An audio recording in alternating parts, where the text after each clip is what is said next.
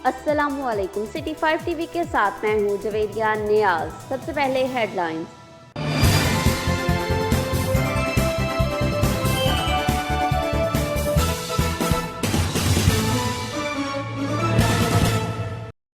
Corona virus पूरी दुनिया में माशी बहाली का जरिया बनता जा रहा है। अवाम का जरिया माश ठप होने पर वालिदैन बच्चों की स्कूल फीसें अदा करने से कासिर हैं, जिस पर सऊदी अरब के शहर जद्दा में कायम पाकिस्तान इंटरनेशनल स्कूल जद्दा की इंतजामिया ने प्रेस रिलीज जारी करते हुए स्कूल के तमाम तलबा और तालबात की फीसों में 35% कमी का ऐलान कर दिया।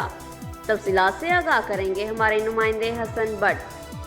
सऊदी अरब जद्दा के इलाका अल अजीजिया में पाकिस्तानी कम्युनिटी के लिए कायम किया गया पाकिस्तानी इंटरनेशनल स्कूल अल अजीजिया जद्दा की तरफ से वालिदैन की माशी बदहाली को मद्देनजर रखते हुए स्कूल मैनेजमेंट कौंसिल ने एक मीटिंग में फैसला करते हुए प्रेस रिलीज जारी की, जिसमें कहा गया कि स्कूल की तमाम क्लासेस के तलबा और तालबात की मई और जून की दौरानिया की स्कूल फीसों में 35% तक की रियायत की दी जाएगी, ताकि इनके वालिदैन की परेशानी को मजीद कम कर सकें, जो कोरोना वबा की वजह से शदीद माली बहरान का शिकार हैं। इंतजामिया ने मजीद आलामिया में कहा कि जिन तलबा और तालबात के ज़िम्मे फरवरी 2020 तक के 3000 रियाल या उससे ज़ायद बकाया जात हैं, वो बकाया जात वाजिबुल अदारा अदा करने के बाद इन सहूलत से फ़ायदा उठा सकेंगे।